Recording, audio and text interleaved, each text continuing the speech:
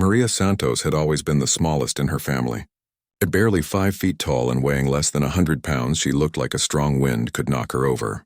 Her 3 older brothers, Miguel, Carlos, and Diego, towered over her like protective giants. They called her their little flower, their fragile sister who needed constant protection. Growing up in a small village outside San Salvador, Maria watched her brothers become everything the family expected of strong young men. Miguel, the eldest at 25, worked construction and could carry cement bags that weighed almost as much as Maria herself.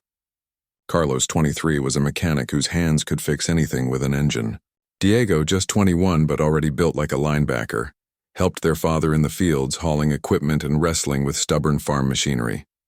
Maria, at 19, was different. While her brothers developed muscles and calluses, she spent her time reading medical books borrowed from the village clinic.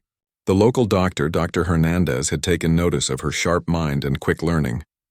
He began teaching her basic first aid, how to clean wounds, and how to recognize signs of serious injury or illness. "You have gentle hands," Dr. Hernandez would tell her, as she practiced bandaging techniques on old dolls. "But more importantly, you have a steady mind. That matters more than strength in medicine." Her family didn't understand her passion. Her mother, Rosa, worried constantly about Maria's future. Who will marry such a tiny girl who spends all day with blood and bandages? She would fret to the neighbors. She should be learning to cook and sew, not playing doctor. Her father, Eduardo, was more direct. "Medicine is for men," he declared one evening over dinner. "Maria needs to find a good husband who can take care of her. She's too delicate for such serious work." Even her beloved brothers, despite their love for her, couldn't hide their protective instincts. When Maria announced she wanted to volunteer at the regional hospital 2 hours away, Miguel shook his head firmly. "Absolutely not. It's too dangerous for someone like you to travel so far alone. Besides," Carlos added, wiping grease from his hands after a long day at the garage, "what if you see something terrible? You're too sensitive, little sister. You cry when we catch fish for dinner." Diego, ever the peacemaker but equally protective, suggested a compromise. "Why don't you help Mama in the store instead? You're good with numbers and you won't have to see blood and suffering all day." But Maria had seen enough suffering in their small village to know she couldn't turn away. When old Mr. Gutierrez cut his hand badly on his machete and nearly bled out because the doctor was in the next town, Maria had been the one to apply pressure to the wound and keep him conscious until help arrived. When little Ana Morales fell from a tree and couldn't move her arm, Maria had fashioned a sling and knew immediately that the bone was broken. She felt something stirring inside her every time she helped someone. It wasn't just the satisfaction of making someone feel better. It was deeper than that. She felt useful, necessary, alive in a way she never did when she was being protected and sheltered by her family. Dr. Hernandez noticed the change in her over the months of informal training. "You're getting stronger," he observed one afternoon as Maria efficiently cleaned and bandaged a farmer's infected cut. "Not just physically, though, that too. You're getting stronger inside." Maria looked down at her small hands, now steady and sure as they worked. She had noticed it too. The sight of blood no longer made her queasy. The sound of someone in pain no longer made her want to run away. Instead, it made her want to move closer, to help, to fix what was broken. But convincing her family was another matter entirely. The protective wall they had built around her felt sometimes like a prison. They meant well, she knew that. In their eyes, she would always be the little girl who needed their protection from the harsh world. The breaking point came on a humid Tuesday evening in March. Maria had just returned from Dr. Hernandez's clinic where she had successfully helped deliver her first baby. Mrs. Vargas, a young woman from the next village over, had gone into labor unexpectedly while visiting relatives. With Dr. Hernandez guiding her, Maria had been the primary assistant during the delivery. She came home glowing with pride and excitement, eager to share the incredible experience with her family. Instead, she found them gathered around the kitchen table with serious expressions. "We've been talking," Miguel began, his voice gentle but firm. "Carlos heard about a nice young man in town, Roberto's son. He has a good job at the bank and is looking for a wife. He specifically asked about you," Carlos added with a smile. "He thinks you're beautiful and sweet." "And small enough that he could take good care of you," Diego chimed in, meaning it as a compliment. Maria felt something crack inside her chest.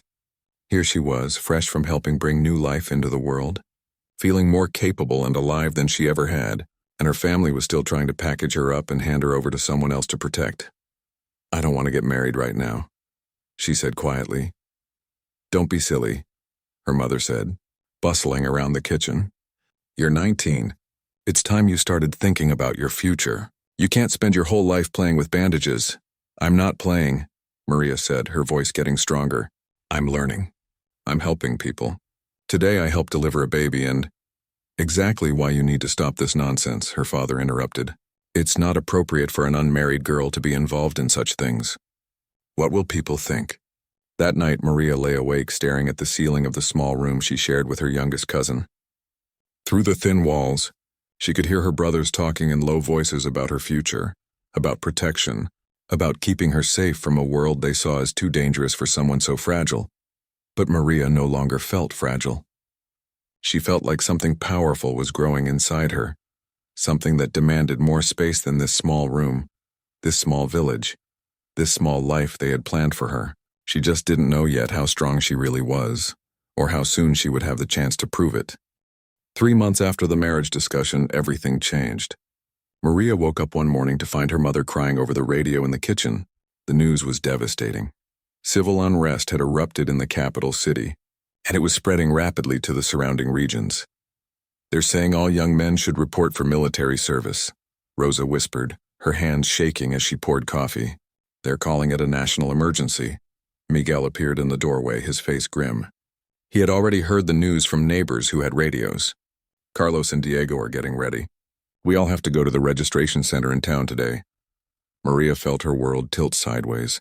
Her 3 brothers, her protectors, her constant companions were going to war. The very people who had spent years shielding her from every possible danger were about to walk directly into the greatest danger of all. "How long will you be gone?" Maria asked, though she dreaded the answer. "Nobody knows," Carlos said, trying to sound brave but failing to hide the worry in his eyes. "Could be weeks, could be months. Depends on how bad things get." Diego, who had always been the most optimistic of the brothers, attempted a reassuring smile. "Don't worry, little sister. We'll be back before you know it. And while we're gone, Mama and Papa will take good care of you." The next few days passed in a blur of preparations and goodbyes. The brothers gathered their few belongings, said their farewells to friends and neighbors, and tried to maintain an air of confidence for their family's sake. But Maria could see the fear in their eyes, especially late at night, when they thought no one was watching. Dr. Hernandez came to the house the day before the brothers were scheduled to leave. He pulled Maria aside and spoke to her quietly while the family was distracted with packing. "I'm going with them," he said simply. "The military needs medical personnel, and I can't send these boys off without proper medical support." Maria's heart sank. Losing her brothers was devastating enough, but losing her mentor and the only person who truly understood her passion felt like losing a piece of herself. "I want you to take these," Dr. Hernandez continued, pressing a bundle of medical books and supplies into her hands. "Keep studying. Keep practicing. The village will need someone with medical knowledge while I'm away." "But I'm not ready," Maria protested. "I don't know enough. What if someone gets seriously hurt and I can't help them?" "You know more than you think," the doctor said firmly. "And you have something that can't be taught, the instinct to help and the courage to try. Trust yourself." The morning of departure arrived too soon. Maria stood with her parents and half the village as the military trucks rumbled into the town square. Young men from every family climbed aboard, their faces a mixture of determination and terror.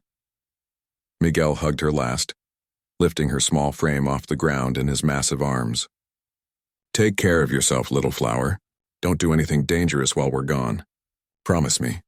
Through her tears, Maria nodded and promised, though she had no idea what the coming months would demand of her. The first weeks after her brothers left were the hardest Maria had ever experienced. The house felt enormous and empty without their laughter, their arguments, their constant presence. Her parents aged visibly, worried sick and jumping at every sound, hoping for news. But the village needed her more than ever. With Dr. Hernandez gone and the nearest hospital now 3 hours away due to road closures, Maria found herself becoming the unofficial medical person for their community.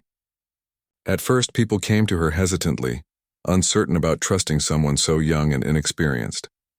Mrs. Garcia was the first to truly test Maria's abilities. She arrived at the Santos house one evening, supporting her 12-year-old son who had fallen from their roof while trying to repair storm damage. The boy's ankle was clearly broken, swollen to twice its normal size and bent at an unnatural angle. "Please," Mrs. Garcia begged Maria. "We can't get to the hospital. The roads are blocked by military checkpoints and they're not letting civilians through after dark." Maria's hands trembled as she examined the injury, but her voice remained steady. She had watched Dr. Hernandez set bones before, and she had read about it extensively in her medical books. The boy was in agony, and waiting until morning could make the injury much worse. Working by lamplight in her family's kitchen, Maria carefully cleaned the wound, gave the boy something to bite down on, and set his ankle as gently as she could. She fashioned a splint from wooden boards and strips of cloth, just as she had learned from the doctor. The boy's mother wept with relief when Maria finished, and word began to spread through the village about her capabilities. More people came. A farmer with a deep gash from his machete, a pregnant woman experiencing complications, an elderly man with chest pains that Maria correctly diagnosed as a heart attack, potentially saving his life by insisting his family find a way to get him to the hospital immediately. With each case, Maria grew more confident and more capable. Her small hands, which her family had always seen as delicate and weak, proved to be perfectly suited for intricate medical work. Her gentle demeanor helped calm frightened patients, while her quick mind allowed her to diagnose problems accurately. But it was more than just medical skill that was growing stronger. Maria was developing something her brothers had never seen in her: leadership. When medical supplies ran low, she organized collection drives throughout the village. When people panicked during health scares, she provided calm, rational guidance. When difficult decisions had to be made about rationing medicine or deciding who needed treatment most urgently, people naturally turned to her for answers. Her parents watched this transformation with a mixture of pride and bewilderment. Their fragile little flower was becoming someone they barely recognized, someone strong, decisive, and absolutely essential to their community's survival. Letters from the front lines came sporadically. Miguel wrote about the terrible conditions, the constant fear, the friends they had lost. Carlos described the mechanical skills he was using to keep military vehicles running. Diego, in his characteristic optimism, tried to keep his letters light, but Maria could read between the lines and sense his exhaustion and fear. Dr. Hernandez also sent occasional updates, reporting that the medical situation was dire. Casualties were heavy, medical supplies were running critically low, and the fighting showed no signs of stopping anytime soon. As winter approached, Maria realized she had become someone entirely different from the girl her brothers had left behind. She was no longer the protected little sister who needed constant watching. She was the person others came to for protection, for healing, for hope. But she had no idea that her greatest test was yet to come, and that soon she would need every ounce of strength she had developed to save the very people who had once thought she needed saving. 8 months had passed since her brothers left for war when Maria received the letter that changed everything. It arrived on a Tuesday morning, carried by a military messenger whose grim expression told her the news would be devastating before she even opened the envelope. Her hands shook as she read the official communication. Miguel, Carlos, and Diego had been wounded in action during a major battle near the Eastern Front. They were alive but barely. The letter provided few details, only that they were in a field hospital 20 kilometers behind enemy lines, and that their condition was critical.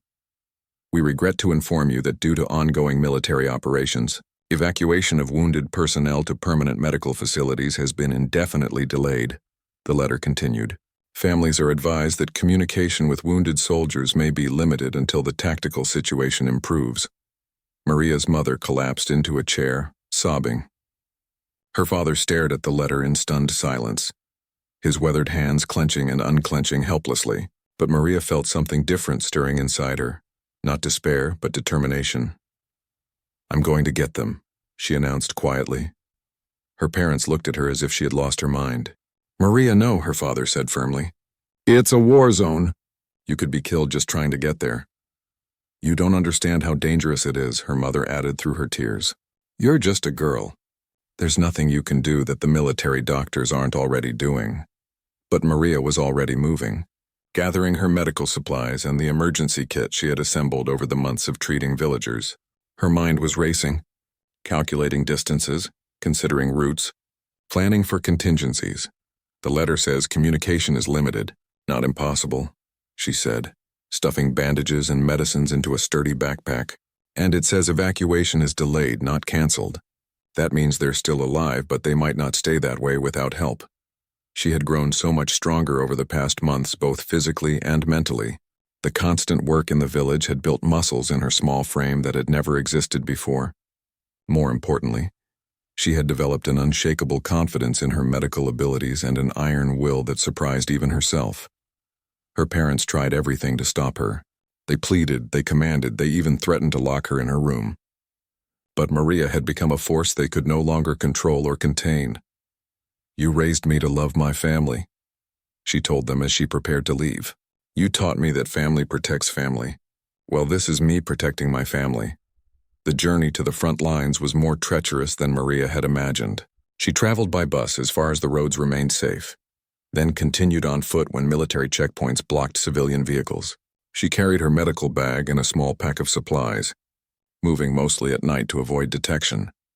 For 3 days she walked through unfamiliar terrain, following rough directions from sympathetic soldiers and civilians who pointed her toward the field hospital. She slept in abandoned buildings, ate whatever food she could find or was given by kind strangers, and pushed forward despite exhaustion and fear. On the 4th day, she finally reached the makeshift medical facility. It was nothing like the clean, organized clinic back home. Wounded soldiers lay on stretchers in crowded tents, the air thick with the smell of antiseptic and suffering. Overwhelmed medical staff moved frantically from patient to patient, clearly struggling to keep up with the endless stream of casualties. Maria found Dr. Hernandez working frantically over a soldier with severe chest wounds. He looked up when she approached, and his face went through a series of emotions: surprise, concern, and finally relief. "Maria, what are you doing here? How did you get past the checkpoints?" "I came for my brothers," she said simply. "Where are they?" Dr. Hernandez's expression grew somber. He led her to a tent at the far end of the facility, where the most critically wounded patients were housed. Maria's heart broke when she saw them. Miguel lay unconscious, his left leg badly mangled from an explosion. Carlos was awake but barely, his chest heavily bandaged and his breathing labored from shrapnel wounds to his lungs. Diego, her optimistic youngest brother, stared at the ceiling with vacant eyes, suffering from severe head trauma that had left him confused and disoriented. "We've done what we can," Dr. Hernandez explained quietly, "but we're critically short of supplies and staff. Honestly, Maria, I don't know if they're going to make it. Miguel needs surgery we can't perform here. Carlos has internal bleeding we can't stop. And Diego." He trailed off, his meaning clear. Maria knelt beside her brother's stretchers, her small hands gentle as she checked their pulses, examined their wounds, assessed their conditions. Everything her family had seen as weakness, her small size, her gentle nature, her emotional sensitivity, had transformed into exactly what was needed here. Her tiny hands could work in spaces too cramped for larger medics. Her gentle touch calmed patients who were delirious with pain and fear. Her emotional intelligence helped her read the subtle signs of deteriorating conditions that others might miss. "What do you need me to do?" she asked Dr. Hernandez. For the next 18 hours, Maria worked without stopping. She cleaned and redressed Miguel's wounds with a precision that impressed the veteran medical staff. She monitored Carlos's breathing and adjusted his positioning to help his damaged lungs function better. She sat with Diego, talking to him softly and consistently, trying to keep him grounded and connected to reality. But it was more than just medical care. Maria brought something to that field hospital that had been missing: hope. Other wounded soldiers began asking for the little angel who seemed to have magical healing hands. She moved from bed to bed when she could, offering comfort, changing bandages, and providing the kind of compassionate care that medication alone couldn't deliver. The other medical staff watched in amazement as this tiny woman worked tirelessly, never complaining, never showing fear, never giving up even when situations seemed hopeless. "Where did you learn to work like this?" asked Nurse Rodriguez, a veteran military medic who had seen countless volunteers come and go. "From necessity," Maria replied, carefully adjusting an IV line for a young soldier who couldn't have been much older than Diego. "And from love." By the end of her first day in the field hospital, word had spread about Maria's presence. Wounded soldiers who had been withdrawn and hopeless began showing signs of improvement simply from her care and attention. The medical staff who had been working in despair for weeks found their own spirits lifting. But Maria's biggest challenge still lay ahead. Her brothers were still critically wounded, and the military situation was deteriorating rapidly. Soon everyone in the field hospital would face a test that would determine whether her newfound strength was enough to save the people she loved most in the world. On Maria's third day at the field hospital, everything went wrong at once. She was changing Miguel's bandages when the first explosions shook the ground. The sound of artillery fire was getting closer, and through the tent walls, she could hear shouting and the sound of vehicles moving rapidly. Dr. Hernandez burst into the medical tent, his face pale with urgency. "We have to evacuate immediately," he announced to the staff. "Enemy forces have broken through the front lines. They'll be here within hours." Chaos erupted as medical personnel began frantically preparing to move the wounded. But there were over 60 critically injured soldiers in the field hospital, and only 3 ambulances available. The harsh reality became clear immediately. Many of the wounded would have to be left behind. "We take the ones who can survive transport and have the best chance of recovery," Major Santos, the commanding medical officer, announced grimly. "Everyone else." He didn't finish the sentence, but everyone understood. Maria listened in horror as the medical staff began making their terrible decisions. Miguel was unconscious and his leg injury made him difficult to transport. Carlos's lung damage meant the rough journey could kill him. Diego's head trauma made him unpredictable and potentially dangerous to other patients during evacuation. One by one, her brothers were being classified as too critical to move.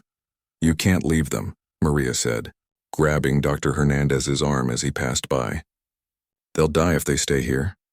"They'll die if we move them too," he replied sadly. "Maria, this is war. Sometimes there are no good choices. There has to be another way," she insisted. Dr. Hernandez stopped and looked at her with eyes full of pain and exhaustion. "Maria, I know these are your brothers, but I have to think about saving as many lives as possible. I can't risk the lives of soldiers who have a good chance of survival for those who probably won't make it anyway." That night, as the evacuation preparations continued around her, Maria sat between her brother's stretchers and made a decision that would have seemed impossible for the fragile girl she used to be. She wasn't leaving without them. If the medical staff couldn't take them, she would find another way. She began quietly gathering supplies, extra bandages, pain medication, water, food, anything she thought she might need. She studied maps of the region that she found in the command tent, memorizing the routes back to safe territory. She talked to soldiers about alternative paths, back roads, and places to hide. Most importantly, she assessed her brother's conditions with a cold, clinical eye that would have amazed her family. Miguel's leg was badly damaged, but if she could fashion a proper splint and manage his pain, he might be able to travel slowly. Carlos's breathing was stabilizing, and if she could keep his airways clear and monitor him constantly, he had a chance. Diego was the biggest challenge.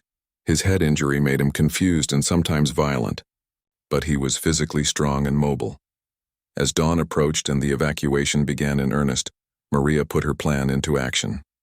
While the medical staff was busy loading the ambulances, she quietly moved her brothers to a supply tent at the edge of the facility. She had already prepared a makeshift stretcher for Miguel using tent poles and canvas. For Carlos, she had assembled a portable oxygen system using equipment she had quietly gathered from the medical supplies.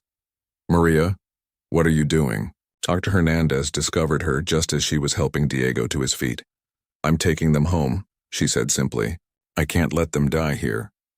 "You can't possibly manage 3 critically wounded men on your own," he protested. "You're barely 100 pounds. Miguel alone weighs twice what you do."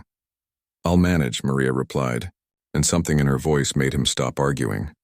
Dr. Hernandez looked at this small woman, who had somehow become one of the most competent medical personnel he had ever worked with, and he realized she was absolutely serious. Against all logic and military protocol, he found himself helping her.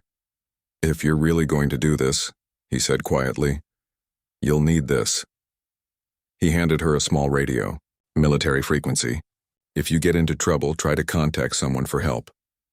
The journey that followed tested every ounce of strength and determination Maria had developed over the past months.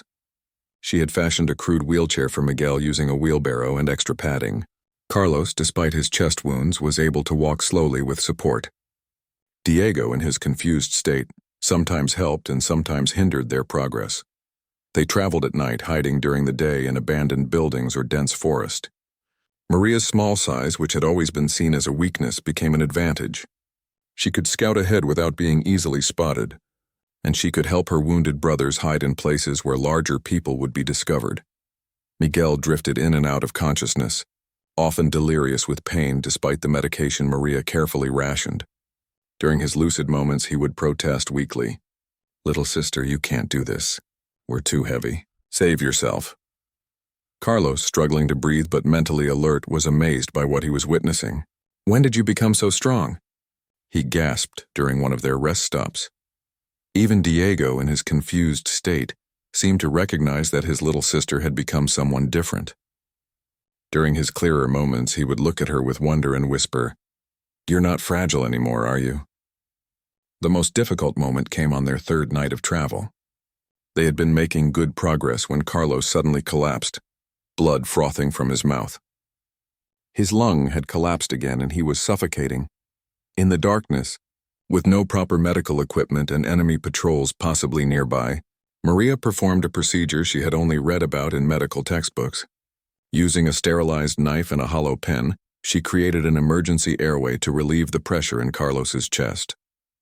Her hands were steady as she worked, even though inside she was terrified.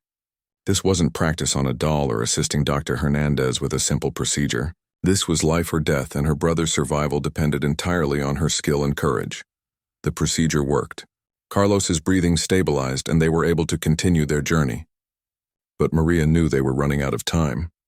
Her brothers were getting weaker, her supplies were nearly exhausted, and they still had 2 days of travel ahead of them. That's when she made the most difficult decision of her life. She would have to split up her brothers to save them, taking the most critical one first and coming back for the others. It went against every instinct she had, but it might be their only chance of survival. The question was, which brother could she save first, and would the others survive long enough for her to return? The decision to split up nearly broke Maria's heart, but she knew it was their only chance. Carlos's condition was deteriorating rapidly despite her emergency intervention. Miguel was stable but needed surgery soon. Diego, though confused from his head injury, was the strongest physically and could potentially help with the others. She made her choice based on cold medical logic rather than emotion. Carlos needed immediate hospital care or he would die within hours. Miguel, while critically injured, could survive another day or two if properly monitored. Diego could help her carry Miguel when she returned. "I'm taking Carlos to the hospital first," she announced during a rest stop in an abandoned farmhouse. "Diego, you stay with Miguel. Keep him comfortable and make him drink water every hour. I'll be back by tomorrow night." Miguel tried to protest through his pain-induced haze. "No, little sister. Too dangerous. Don't leave Diego alone with me." His head injury makes him unpredictable. But Diego, having one of his increasingly rare moments of clarity, understood perfectly. "She's right, Miguel. Carlos is dying. She has to try." He squeezed Maria's hand with surprising gentleness. "I'll take care of our big brother. You save Carlos." The trek to the nearest hospital took Maria and Carlos 14 grueling hours. She had fashioned a crude stretcher using tree branches and her own jacket. But Carlos was too heavy for her to carry for long distances. Instead, she helped him walk when he was conscious and strong enough, and dragged the stretcher when he wasn't. Several times during the journey, Carlos stopped breathing entirely. Each time Maria performed mouth-to-mouth resuscitation, her small lungs working desperately to keep her brother alive. Her medical knowledge, gained from months of study and practice, was all that stood between Carlos and death. "Why are you doing this?" Carlos whispered during one of his conscious moments. "You could have been safe at home. You could have let the army doctors handle everything." "Because you're my brother," Maria replied simply, adjusting his position to help him breathe easier. "And because I can." Those 3 words, "because I can," represented everything that had changed about Maria over the past year. The fragile girl who had once needed protection from catching fish now had the confidence and capability to save lives under the most extreme circumstances imaginable. They reached the hospital at dawn, with Carlos barely clinging to life, Maria burst through the emergency doors covered in dirt and blood, supporting her wounded brother and shouting for help in a voice that commanded immediate attention. The hospital staff took Carlos into emergency surgery while Maria collapsed from exhaustion in the waiting room. She had been awake for over 30 hours, had performed medical procedures under battlefield conditions, and had physically carried her brother to safety. When the surgeon emerged 3 hours later, he found Maria pacing the hallway despite her exhaustion. "Your brother is going to live," he announced. "But I have to ask, who performed the emergency chest decompression?" The technique was crude but absolutely perfect. It saved his life. "I did," Maria said quietly. The surgeon looked at this tiny, exhausted young woman in disbelief. "Are you a trained medic?" "No," Maria replied. "I'm his sister." But there was no time to rest. Maria had to get back to Miguel and Diego, and she knew their time was running out. She grabbed fresh medical supplies from the hospital, commandeered a bicycle from a sympathetic nurse, and began the long journey back to the abandoned farmhouse. The bicycle helped her cover ground much faster, but it was still a race against time. When she finally reached the farmhouse 12 hours later, she found a scene that both broke her heart and filled her with pride. Diego, despite his head injury, had followed her instructions perfectly. He had kept Miguel hydrated, had cleaned and changed his bandages, and had even managed to find food for both of them by foraging in the surrounding area. His head trauma made him confused about many things, but his love for his brother had kept him focused on the essential tasks. Miguel's condition had actually improved slightly. The rest and Diego's careful attention had helped stabilize him. When Maria examined his wounded leg, she realized that with proper support, he might be able to make the journey to the hospital on the bicycle. "How is Carlos?" were Miguel's first words when she arrived. "Alive," Maria said with a tired smile. "In surgery, but alive. Now it's your turn." The trip to the hospital with Miguel took 8 hours. Maria had rigged the bicycle to carry Miguel on an improvised stretcher attached behind it, while Diego ran alongside, his strong legs easily keeping pace despite his mental confusion. They made an unusual sight: a tiny woman on a bicycle pulling a wounded man on a makeshift stretcher, accompanied by a young man who sang cheerfully to himself while jogging. But Maria no longer cared what they looked like. She only cared about getting her family to safety. Miguel was admitted immediately upon their arrival. His leg required multiple surgeries, but the doctors assured Maria that he would recover fully. Diego's head injury needed specialized treatment, but his physical care of Miguel had actually helped his own recovery by giving him purpose and routine. For the first time in over a week, Maria allowed herself to truly rest. She sat in the hospital waiting room, finally letting the magnitude of what she had accomplished sink in. She had traveled into a war zone, worked as a medic in a field hospital, performed emergency surgery under battlefield conditions, and single-handedly evacuated 3 critically wounded soldiers to safety. The fragile girl her family had tried to protect no longer existed. In her place was a woman who had discovered reserves of strength, courage, and capability that no one, including herself, had known existed. Dr. Hernandez arrived at the hospital 2 days later, having been evacuated with the other medical personnel. When he found Maria sleeping in a chair beside Carlos's bed, he hardly recognized her.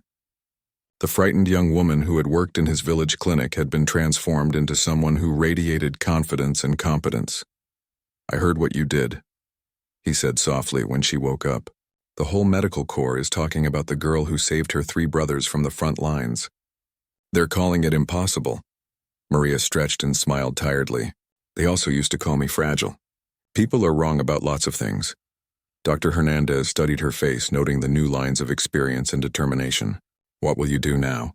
Maria looked around the hospital ward, watching nurses and doctors caring for wounded soldiers, and she felt that familiar stirring inside her. The need to help, to heal, to be useful. "I think," she said slowly, "I'm going to become a doctor. A real one this time." The final challenge still lay ahead, convincing her brothers that their little sister no longer needed their protection and that perhaps it was time for her to start protecting others. 2 weeks later, all 3 brothers were conscious and recovering in the same hospital ward.